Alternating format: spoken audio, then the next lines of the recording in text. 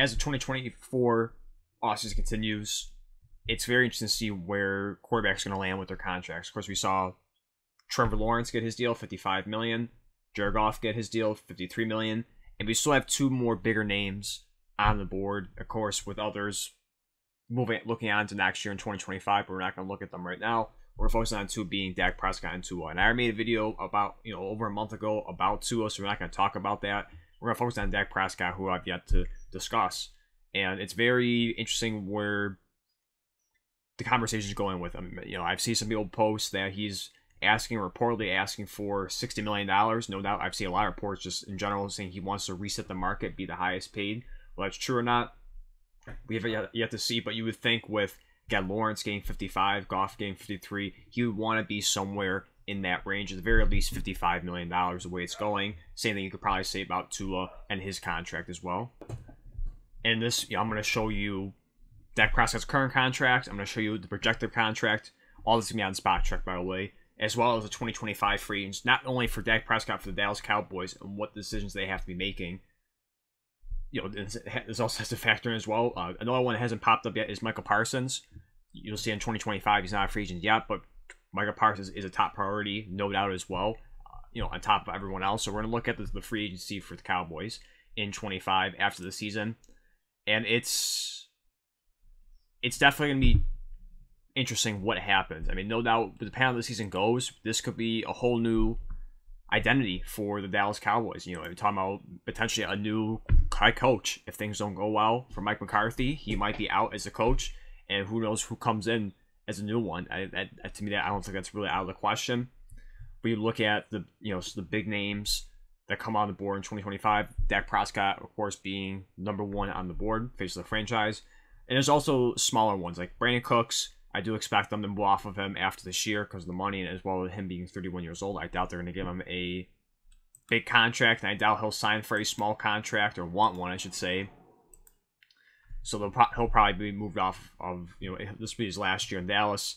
Zeke Elliott, same thing too. Maybe he can have a renaissance where he was there, when he was with the Cowboys the last couple of years, maybe 800-900 yards rushing, double-digit touchdowns. I mean, I don't know if that's in him anymore, but could have the capability. But still, maybe he comes back on a cheap deal with this one, like he did this year. But certainly won't surprise me if he's off the board. But the bigger ones, it's like Zach Martin, DeMarcus Lawrence. No doubt, CeeDee Lamb. CeeDee Lamb is also another top priority for the Cowboys.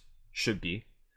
For the other two, like Zach Martin, DeMarcus Lawrence, they are getting up there in age, and this is something where maybe the Cowboys just have to go through a small rebuild in a sense with that, of moving off of Lawrence. I mean, his average is 13.3. Zach Martin is 18.4.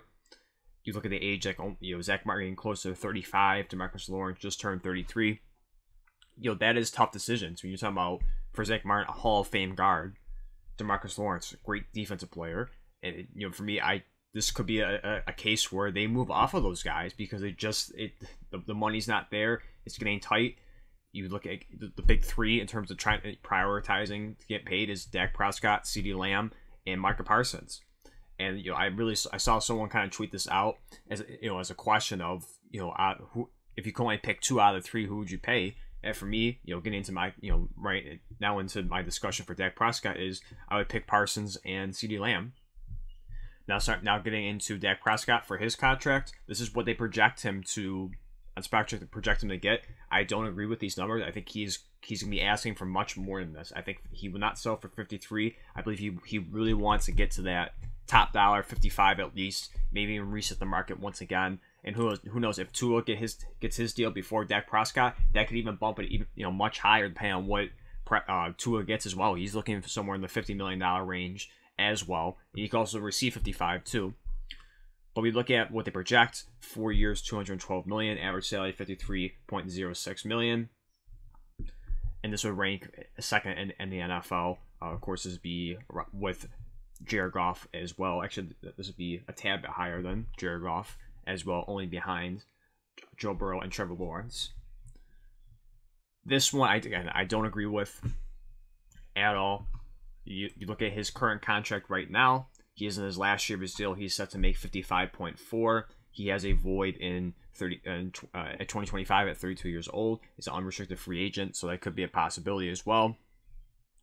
again, for me, when you look at the success, and definitely he's been statistically probably the best quarterback they've ever had. Now, I'm sure a lot of Cowboys fans would no doubt say Troy Aikman is the best quarterback they've had because of just saying the obvious, winning 3 Super Bowls for the franchise. I don't know how you feel about Tony Romo as well, but Dak Prescott is definitely in the mix of being one of the best, if not the best quarterbacks in franchise history. Another one is Roger Staubach as well. So I don't know like where Cowboys fans and people will rank Dak Prescott in there, but he's definitely been one of the better ones. You want to say at least top 3 in franchise history. You know, statistically, again, the best one, but it's the lack of playoff success. I mean, it's, you know, and he was definitely strong out of the gate. He had probably one of the best rookie seasons that we've ever seen. You can argue now C.J. Stroud with what he did, but you look at the Cowboys in 2016, his rookie year, #1 seed in the NFC, was, you know, had a meltdown at the end against the Green Bay Packers, but was that field goal away of going to a conference championship for the first time since 1995, 96. The last time they went there. So no doubt that was big. That was high praise, high standards that he came off right off the bat. Ever since then, it's just been stuck, you know, similar to for my Bills. It's just making the divisional round.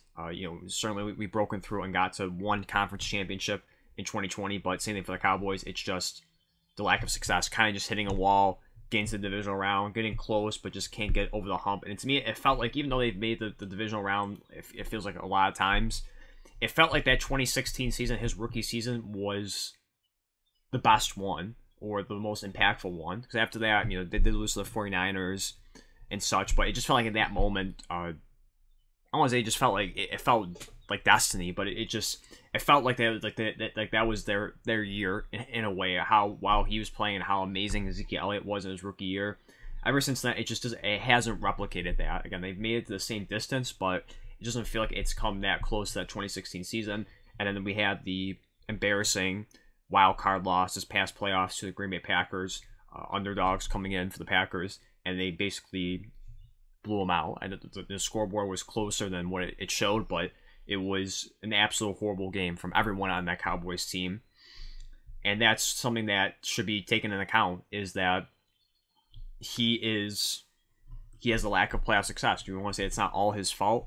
He's only one guy. He can't play defense, this and that. I get it, but he's the face of the franchise. He has to find ways to win games. It may not be fair to put the blame on him in certain situations, but that's the position. We give him all the praise if they win. They get all the criticism if they lose. And you kind of look at Dak Prescott's stats. I mean, again, they are pretty good. He had a career year this year, and you know, some talk, you know, at one point in the season, late in the season, there was talks of him potentially being an MVP candidate and winning the MVP. You look at this year, over 4,500 yards passing, 36 touchdowns, 9 interceptions. That is by far the best he's had. You can say similar to 2021 when he had just a little bit under 4,500 yards, just a little bit under 4,500 yards passing, 37 touchdowns, 10 interceptions. Another one too is in 2019, 30 touchdowns, 11 interceptions, almost 5,000 yards passing. Even in his rookie year, like we talked about in 2016, over 3,600 passing yards, 23 touchdowns, 4 interceptions. I mean, he's had great regular seasons. There's no question about that. It's just, unfortunately, it's the postseason that just has been lacking.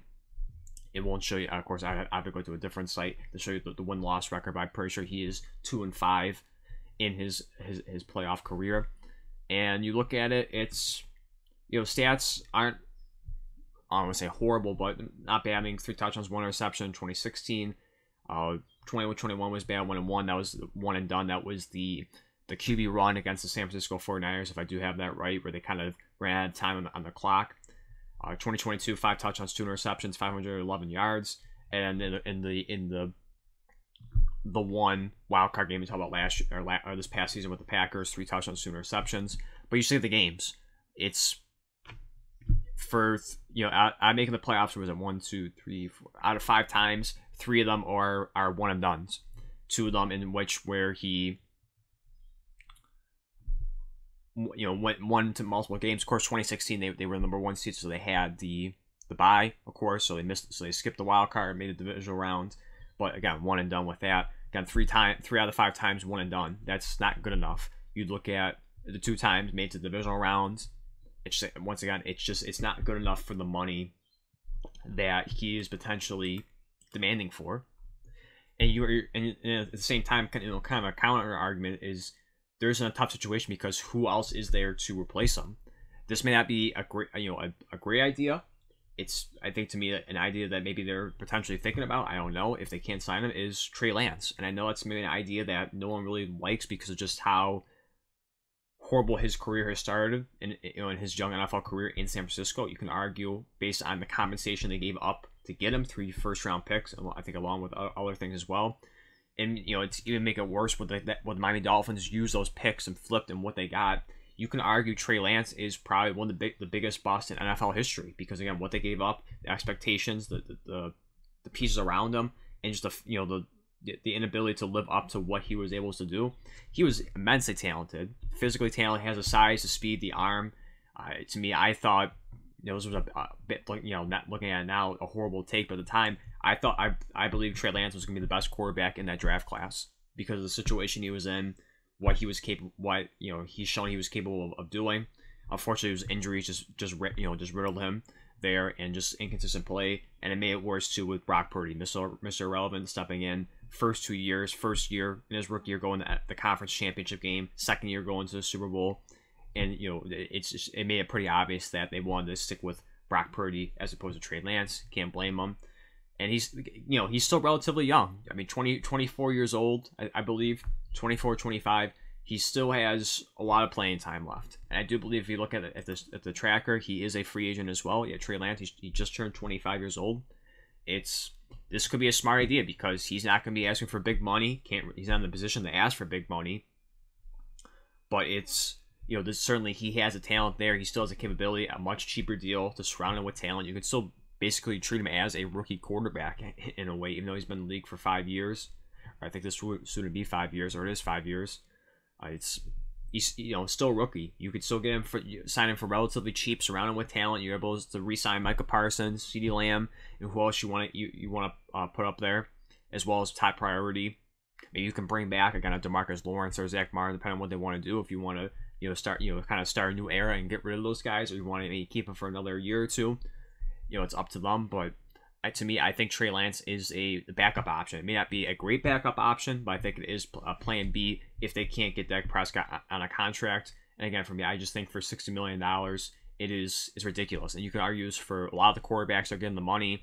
I know there was the talk of the owners talking about maybe a separate salary cap for quarterback just because of how ridiculous the contracts are getting to. Again, with Trevor Lawrence getting 55, I think that is an overpay. Jared Goff, I understand because of what he's done in Detroit. I think it maybe is a little bit of an overpay, but I can understand that aspect of it. Again, Trevor Lawrence, I think it was a big overpay. Even some other ones, like not even reaching the $50 million mark, is just Daniel Jones, $40 million. What did he do to get $40 million? Nothing. It just, to me, that was a massive overpay. You look at Tua, what is he gonna get? He's probably gonna be overpaid as well. I mean, I know last minute they give him they did offer him a deal. I don't know if they even came out with what the specifics of the money was, but he turned it down. He's asking for reportedly $50+ million. I think to me that is a massive overpay. And Dak Prescott, depending on what he's asking for, that is still a massive overpay. And I know he's still in his prime, if you want to say. I mean, getting close to almost 32 years old. I know he wants to get one more big contract, no doubt. But it's for the perspective for the Dallas Cowboys, it's a tough situation because it's almost like you lose in both senses. If you pay him, you lose because you really cap stricken to him. You're stuck with the big money. I'm sure the guarantee money is gonna be huge as well, and you're gonna be given the same thing over and over again. Just very little production in the playoffs. I mean, great in the regular season, very little production in the playoffs, and you're gonna be stuck in this purgatory of just not succeeding. Or if you move off of him, and let's say you do go with Trey Lance in that aspect, and he goes horribly wrong, and he's like how he was in San Francisco, then it's a rebuild. It's a flat-out rebuild, starting over. Let me talk about potentially for Mike McCarthy, new head coach, high draft pick, probably looking for a quarterback. Maybe that works out too because you have Shedeur Sanders. Maybe you want to try and entice Deion Sanders to come here. I know it's a wild scenario to throw out there, but maybe that could be a blessing in disguise for that one. But again, if it doesn't work out for Trey Lance, basically starting over again. It's drafting a new quarterback, head coach, starting to reset, lower the standards. And it's very tough, and it depends on what Jerry Jones wants to do. Because I know last time when Dak Prescott and Jerry Jones were trying to get their contract done, it was a stalemate. It was very tense at times of how they I don't want to say how they acted, but how it was, how it played out. Eventually, Jerry caved in and gave him the money. I don't know if Jerry does it this time again. I'm sorry, especially for what he was, back in, what was it, 2019 when he got his contract. We kind of look at that quickly. 2021 when he got his contract. Okay, I thought it was a bit earlier than that, but in 2021 he got his contract. And the money, cap hit wise, wasn't bad. If you look at 4 years, 160 million, 95 million guaranteed. I'm sure that that was something that they were okay with doing. Average salary of 40 million, but now you're talking about potentially maybe 20 plus million dollars on top of what it was originally. Maybe if they thought 40 million dollars would be a little too much, now add 20 million potentially over that, or at least 15 million more onto that. And I just don't know if Dak Prescott is worth that. And I don't think Jerry Jones believe he is worth that. And to me, it's gonna be very interesting to see how this plays out. Personally, for me, like I said, I wouldn't pay him, and I would. It's a very difficult decision. So it's a franchise altering decision to move off of him for what he's done and how long he's been there. But I think it's time. I think after the season, I think you let it play out. I don't know if you even want to try and trade him, because I don't think anyone would really give up top dollar money for him or top draft picks for him. I think you just let him play his season out. If you want to try and get something out of him, sure. But at the end of the day, it's franchise tag him if you have to. But at the end of the day, I think it's time you kind of cut loose. You let Dak Prescott walk, go somewhere else, and you give Trey Lance a chance. Or maybe you want to bring in another quarterback, depending on how the 2025 free agency looks for quarterbacks. Or you want to trade for one. Who knows? But I think you should give Trey Lance an opportunity and see what he does. Worst comes to worst, it's easy for me to say that, but worst comes to worst, you get a high draft pick and you get one of the top guys coming out in next year's draft, and you start over again with a new head coach, new quarterback, and hopefully it's much better. Hopefully you get someone that can play better, that can be better than Dak Prescott, especially in those big moments in the playoffs, and a head coach that knows what he's doing, and maybe kind of look at him weirdly like how we do for Mike McCarthy. So this year could be, I don't want to say the last dance, but it certainly is that for Dak Prescott, maybe for some of these guys on the Cowboys, for Mike McCarthy, Dak Prescott, Zach Martin, DeMarcus Lawrence, whoever you want to throw out there. I think there's gonna be a huge. I really think there is gonna be big changes after the season. I just don't see Dak Prescott getting the big money again. If they do give it to him, it'll be a massive mistake, in my opinion, a massive mistake to give him that money. But then they will have to see how they value Dak Prescott.